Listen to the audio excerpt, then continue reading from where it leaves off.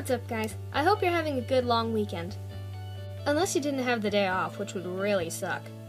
So, as many of you know, a couple days ago was Valentine's Day, and I'm a huge fan of Disney, so I thought, hey, I've seen plenty of top 10 couples lists in my time, why not do my own top 10 Disney couples list? Don't worry, I'll do other cartoon couples later.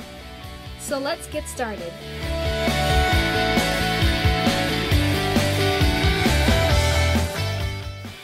Number 10. Wendy and Peter from Peter Pan. When people say opposites attract, this is one of the couples I think of. Peter was snarky and playful, while Wendy was proper and well-bred, yet imaginative. And since the two were both pretty young, it was just adorable. The two complemented each other perfectly, and I always sort of saw this as Wendy meeting her childhood crush or favorite fictional character. I know your pain, fangirls. I know your pain. Number 9. TIANA and NAVEEN from The Princess and the Frog. This isn't my favorite Disney movie, but I still like where it's coming from. It also has a formula you wouldn't see in most Disney movies. You have a hard-working poor girl and a rich lazy boy. Very funny. Like Peter and Wendy, these two really complement each other and actually spend time getting to know each other before tying the knot, unlike some Disney couples. Looking at you, Snow White. Number 8.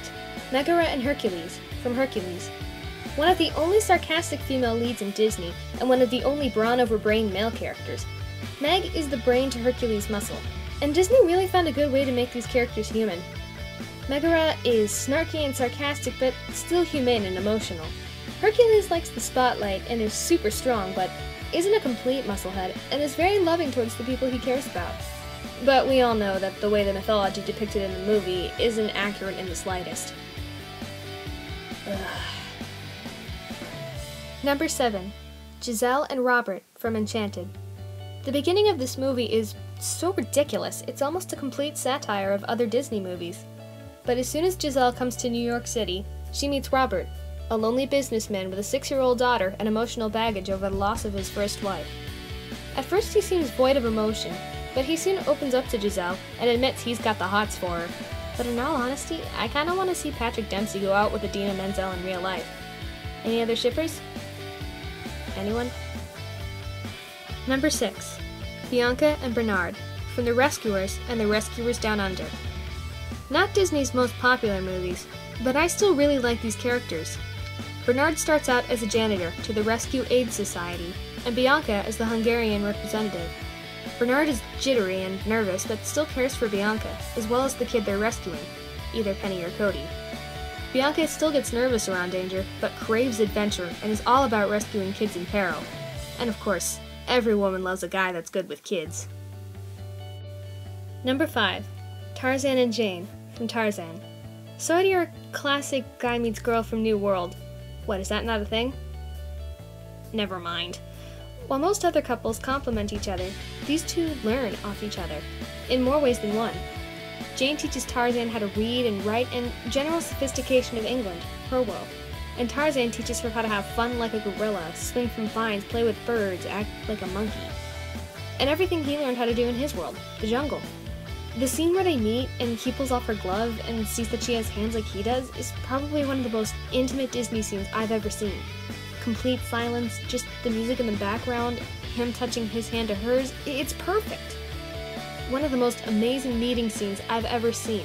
Yeah, take that. Pretty much every other Disney movie. Number 4.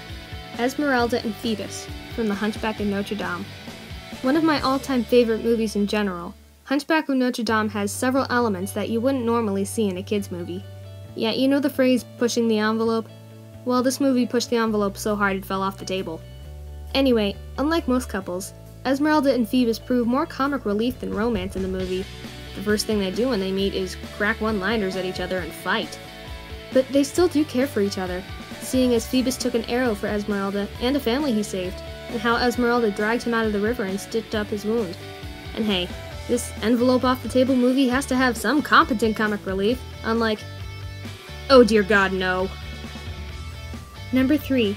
Mulan and Shang from Mulan. First off, Mulan is a badass in general. She runs away from home to join the army to save her father from going. Then, despite the fact that she is, gasp, a woman, by the way, bite me, Snow White and Aurora! The most you two could do is pass out and be kissed. Anyway, despite this, she actually saves China from the Hun Shan Yu, and unlike most Disney movies, these two don't get married in the end. They're sorta casually dating. They get married in the next one, which actually kinda shows an accurate representation of a long-term relationship.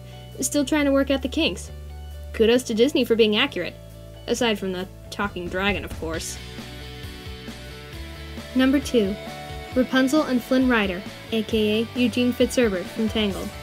Much like Esmerelda and Phoebus, these two are sort of sarcastic to each other, and at first can't stand the other.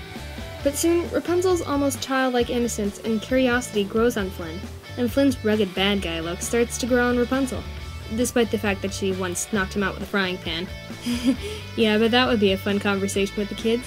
Hey Mommy, how did you meet Daddy? He broke into my tower and I hit him over the head with a frying pan. Also, can I just point out that whenever Mother Gothel touches Rapunzel in any way, she only touches her hair, the only part of Rapunzel that she needs, and probably the only part of her that she loves. While whenever Flynn touches Rapunzel's hair, it's to move it out of the way so we can see her face, and that says that he likes her for her and not because she has powers and cuteness overload! Sorry. Before we get to the number 1 pick, let's do some honorable mentions. Ariel and Eric from The Little Mermaid, Cinderella and Prince Charming from Cinderella, Aladdin and Jasmine from Aladdin, Pocahontas and John Smith from Pocahontas, and... Get that out of here! I'm only doing canon! Number 1. Belle and Adam from Beauty and the Beast. I love this movie. This and Hunchback of Notre Dame are probably tied for my favorite Disney movie ever. These two are perfect for each other. While Adam, aka the Beast, starts out as loud, impatient, and borderline asshole, Belle is intelligent, patient, caring, but still human. We see her lose her cool and get mad in some scenes. But the two learn to live with each other and really get to know each other. And that's the thing. With the exception of Bianca and Bernard, everyone else on this list only knew each other for a short amount of time, maybe a few days or weeks before getting married. At the beginning of this movie, it looks up to be about fall and slowly becomes winter as the movie progresses. It doesn't really say, but I think these two knew each other for a while, maybe even 4 or 5 months before telling each other how they felt. Also, any man that gives his woman a library deserves to be pretty high on this list. Another scene that I think is just wonderful is at the top of the tower. Adam could have dropped Gaston and have been done with it, but instead puts him down and tells him to get out, because he knew that he used to be Belle's friend. I said used to. These two complement each other, care for each other, teach each other, and are willing to die for each other, which is why they're at the top of my list. There's my 2 cents, guys. See you in the next one.